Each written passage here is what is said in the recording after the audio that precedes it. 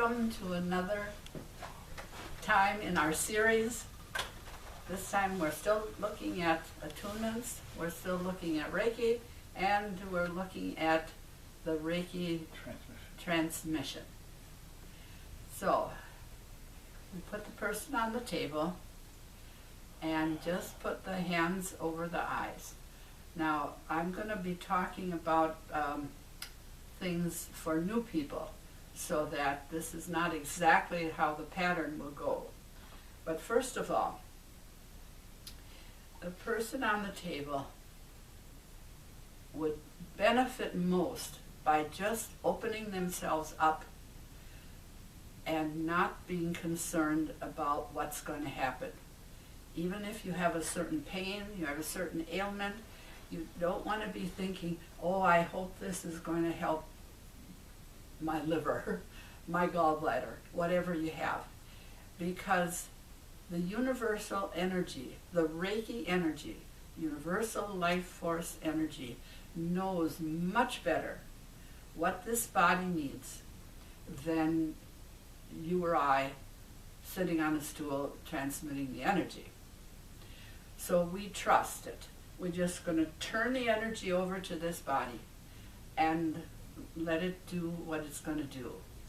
My biggest surprise in the early years would be if someone says, how come I can feel the energy going down in my toe? And I'll say, does your toe hurt? And they'll say, yes. Well, I said, because the universal knows. It knows what is needed, and the energy goes there. So we need to take our mind, our ego, our thinking process out of the picture the very best we can, and just turn it over to the energy. Go ahead. Okay, and for the practitioner who comes and sits in this chair and starts to run the energy, there's no need to prepare, to meditate, to get ready for this experience. If you know your universal life force energy, you are the Reiki, you can step in and do this in the house, on a battlefield, anywhere it is needed, because you know your universal life force energy. So you don't need to protect yourself or prepare in any manner to do this if you know your universal life force energy. That's one of the biggest concepts in this healing modality, that you know, and you know that you know you are this it. I'll just call it the it, because there's so many names for it. And if we find that if you need to prepare and get ready or protect yourself, what happens is you're transmitting Reiki energy from a fear point. You never want to do this in any sort of fear modality. If they have whatever issue they have, and I don't want to even mention a disease or anything like that, but if you are leery of whatever the condition they're in, you are transmitting leery, tight energy. Okay, now there's a lot of different positions that actually go right straight down the body as part of learning Reiki. To keep it into the times, for these times that we're in, where the ideas about energy, human energy, all kinds of energy, is coming to the forefront, that the energy pattern that is going in.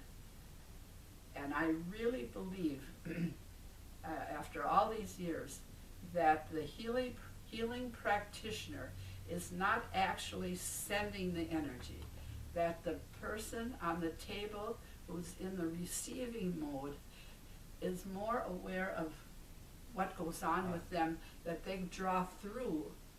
Right. And use the healer status as an open conduit. Right, that's what it is. And then this body on the table simply pulls that through. Yeah. And again, as a practitioner sitting in this chair, if I am concerned about, are they feeling anything? Are they getting any better?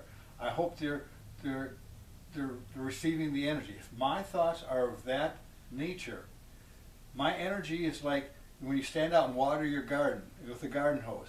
Every thought of, I hope, I really guess they're feeling something, or I hope, it's like crimping that garden hose off, and the energy flows less and less until it shuts off. You have to get what we would call divine indifference to whatever condition or whatever's going on here, including if when they get off the table and they get up and say, you're the greatest gift since sliced bread, or you didn't do a thing. You have to be totally indifferent to any of those comments, because if you are concerned about outcomes and any of that nature, that's what closes your energy off. And it's logical that we start from that place. People come because they have something that they want changed, but we don't have to dwell on it. It's too limiting. Forgot what else we wanted to say about. Well, just if we do some of our stories.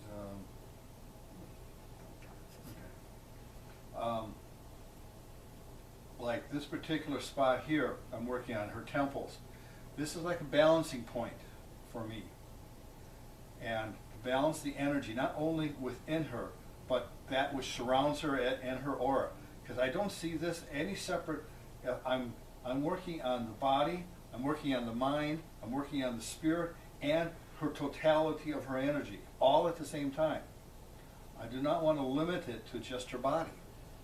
Well, because we're turning it over to the universe, and the universe knows what to do. That's what's missing in much of the Reiki understandings. Yes. You know, and it's like, and we talk about, from the Reiki practitioner's point of view, that this is not something I turn on when I sit here. It is going from the minute I had my first attunement. Reiki is now present in me 24/7, and so I have to know as a Reiki practitioner, if I go to the store grocery shopping and I'm pushing that grocery cart, the grocery cart is getting healing, and the next person who gets that grocery cart is going to get a little bit of a healing, and because of my residual energy. If I pick up a package off the shelf and put it back on, the next person who grabs that package will get a little healing. I have to think in those terms of my energy, my place in the universal life force field, to have the ability to transmit energy clear and without any limitations on it. So we have no limitation on whether we have a conversation, because sometimes people think that that's not, oh, we got to be quiet to do the Reiki. No, no, no. Every once in a while, it's pretty good to have a joke. Yeah. Yeah, because I think, in fact, I've seen there's some Reiki humor stuff online and on Facebook that is quite good. You should develop as a Reiki practitioner maybe a few Reiki jokes. Also, setting the stage for doing this. You don't need a fancy place. You can do it on the floor, on a couch, in a chair. Now, because, like we talked about earlier, the Reiki attunement is one of the most important things. Not where I place my hands. That's, to me, immaterial. We've had people come in after a severe car accident. There's no way they can get on a table. So you stick them in a chair and you make up positions. You do what you can for them on the floor, kneeling, behind them, whatever it takes. Or just holding your hands above the body. Like I said, about back to setting the stage. Some people want to burn candles, play music, have really fine stuff around them. It's not necessary. Music, candles, all have their own frequency. It may feel good for me to have a certain type of music playing, or a certain smell of a candle, or an essential oil, but it may not be right for them. So we do most of our treatments with no music, no staging, no fanciness, because we want to transmit universal life force energy clear and let them take on what they want to take on and not have all these other energy influences going on. It's all nice and wonderful, but again, it may not be right for this person on the table. Anything else that we should cover now? Good, pretty much. Yeah. So, Lynn, you want to roll over and do the commercial? Well, Sure. Just roll over and read your paper. I don't need to read my paper. If anybody has any questions on Reiki or anything that we had to say today,